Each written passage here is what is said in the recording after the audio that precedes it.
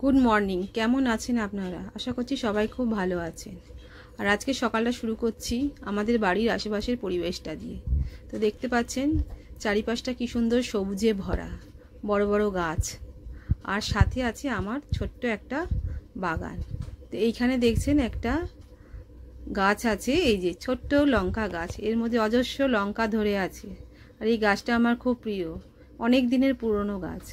এই গাছের মধ্যে অনেক লঙ্কা ধরে আছে, কিন্তু আমি একটা ছিঁড়ি না, কারণ আমার খুব ভালো লাগে। আর এই একটা গাছ আছে লেবু আর পেয়ারা গাছ একসাথে, আর এইখানে একটা গাছ আছে কমলা লেবুর গাছ। তো এই গাছটা আমার হাজব্যান্ডের লাগানো। আর সাথে আছে এদিকে কিছু গাছ। তো এই কলা পাতার মতন যে গাছটা আপনারা দেখতে পাচ্ছেন, এটাও আমার খুব প্রিয় গাছ। তো আপনারা কমেন্টে জানাবেন এটা কিসের গাছ, মানে কি ফুলের গাছ। আর এইখানে আমার কোকো বসে বসে সকালবেলায় রোদ পোয়াচ্ছে চেয়ারের মধ্যে। তো ও বেশ রোদে একটু করে বসতে খুব ভালোবাসে, নিজেই এই চেয়ারটার ওপর উঠে বসে পড়ে। আর এইখানে দেখছেন পাশের বাড়িতে একটা নিম গাছ আছে, তার কি সুন্দর হাওয়া।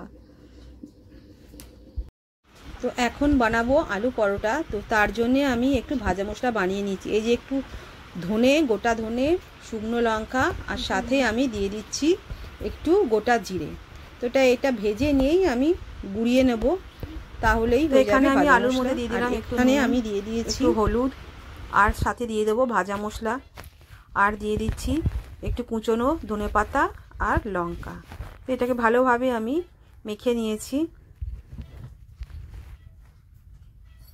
তো এই যে দেখছো আলুটা বেশ ঝুরঝুরে আজকে মাখা হয়েছে। আর সাথে আমার পরোটাও করতে আমি শুরু করে দিয়েছি। এই যে পরোটাটা উলট পালট করে ভালোভাবে আমি সেঁকে নিয়েছি। আর পরোটাটা বেশ আজকে ভালোই হয়েছে, দেখতে ভালো হয়েছে, খেতে কেমন হবে সেটা জানি না। তো ভালো করে করারই চেষ্টা আমি করছি। আর পুরটাও বেশ ভরা ভরা আজকে হয়েছে। আর এই আজকে আমি প্রথমেই আলু পরোটা বানালাম বাড়িতে। তো পরোটার সাথে আজকে আমি খাবো, মানে সবাই মিলে আমরা খাবো এই যে ঘরে পাতা দই।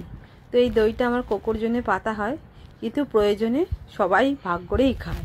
তো দেখতে পাচ্ছ দইটা কত সুন্দর চাপচাপ বেশ বানানো হয়েছে।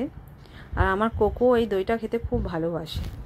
তো আজকে পরোটার সাথে আছে এই যে সুন্দর একটা টক দই, মিষ্টি দই না, কারণ কোকোকে তো মিষ্টি দই দেওয়া যায় না। তো সেই জন্যই তো আমার এখন ব্রেকফাস্ট রান্না হয়ে গেছে। আর দেখতে পাচ্ছ কিরকম গরমে ঘেমে গেছি। একবার করে বৃষ্টি হচ্ছে, একবার করে রোদ উঠছে, একবার করে হাওয়া দিচ্ছে। কি যে ওয়েদারের মানে পরিবর্তন, কিছুই বুঝতে পারছি না। তো এখন বাজতে চলো 11:30। 11:30টার সময় আমরা আজকে ব্রেকফাস্ট করছি, কারণ আমাদের উঠতে প্রত্যেক দিন এখন 2-3 দিন ধরে দেরি হয়ে যাচ্ছে। কারণ আমার কোকো সোনামণি রোজ 4টের সময়, কোনোদিন 4:45 উঠে ভোরবেলায় আমাকে ডাকছে, ডেকে বলছে বাইরেটা নিয়ে গিয়ে বসাতে। তো বাইরে বার করতে না করতেই ও কী করছে, দৌড়ে উঠে চেয়ারে বসে যাচ্ছে, যে যাতে ওকে ঘরে না নিয়ে যায়। তো 1-1.5 ঘন্টা বসছে, বসে ঠিক 6টা বাজছে তখন ঘরে আসছে। সকালে ব্রেকফাস্ট হয়েছে তোমার? না, এই তো ভাগ্যে জুটলো একটা সুন্দর মেনু। ভাগ্যে জুটলো সুন্দর মেনু? আমি তো ভেবেছিলাম মুড়ি খেয়ে চালিয়ে দেবো, তো দেখলাম আমার মিসেস একদম ফার্স্ট ক্লাস একটা আলু পরোটা দই নিজের ঘরে বানানো। এখন এত গরম দিয়েছে, আমি কাটতেও পারছি না, খেতেও পারছি না, লোভ জিভ দিয়ে লাল পড়ছে। আর আমার সোনা পাওয়া এই যেমন দেখছি, এই যে কেংলু বড়ি পরোটা খাবে বলে, এই যে পরোটার দিকে। বাবু তুমি পরোটা খাবে? শোনা বাবু পরোটা খাবে? আমার জিভ চাটছে বাবু এরকম করে। আহারে বলো, কার কথাটা শুনবো বুঝে উঠতে পারছি না। আচ্ছা বলো। এখন বাজে 12টা, আর কড়া রোদ্দুর উঠেছে। আর এইখানে দেখছেন আমার সোনামণিটা কিরকম এসে রোদ পোহাচ্ছে। কি ব্যাপার, এত রোদ্দুরে কেন শোয়া? নিচটা গরম নয়? হ্যাঁ, কি ব্যাপার তোমার? তো আমি বুঝতে পারছি না ওর ব্যাপার ছ্যাপার কি। এই যে এত কড়া রোদ্দুরে বসে বসে রোদ পোহাচ্ছে। আবার যেই একটুখানি রোদ পোহানো হয়ে যাবে, চুপ করে গিয়ে এসির মধ্যে ঢুকে পড়বে। হ্যাঁ, এই ওঠ রে, ওঠ ওঠো ওঠো ওঠো ওঠো, চলো ঘরে চলো। তো সকলের ব্রেকফাস্ট হয়ে যাওয়ার পর আমি এখন চলে এসেছি রান্নাঘরে। তো রান্নাঘরে ভাতটা আমার করা হয়ে গেছে। তো ব্রেকফাস্ট করেই ভাতটা বসিয়ে দিয়েছিলাম, তো ভাতটা নিজের মতন হয়ে গেছে। আর এখানে আমি বসিয়েছি একটু, এই যে তোমাদের দেখায়, উচ্ছে ভাজা। তো এই উচ্ছে ভাজাটা একটু টক হবে, মানে এই যে তেঁতুলগুলো রেখেছি, আর একটু জিরে গুঁড়ো, সব দিয়ে হালকা মশলা দিয়ে টক হবে। আর রান্না করতে করতে এসে গেছে ভীষণ জোর বৃষ্টি। এই যে তোমাদের একটু দেখায় ওয়েদারটা কীরকম হয়ে গেল। এই যে চারিদিকে একদম জলে জলাময় হয়ে গেল, এখনও বৃষ্টি পড়ে যাচ্ছে।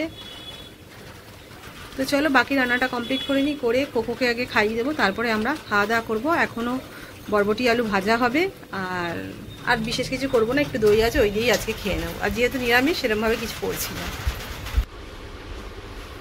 তো এখন আমি আমার মেয়ের জন্যে ভাত মাখছি। এই যে ভাতটা পুরো এরকম চটকে চটকে মাখলে আমার মেয়েটা খেতে তাড়াতাড়ি করে হজমটা করতে পারবে।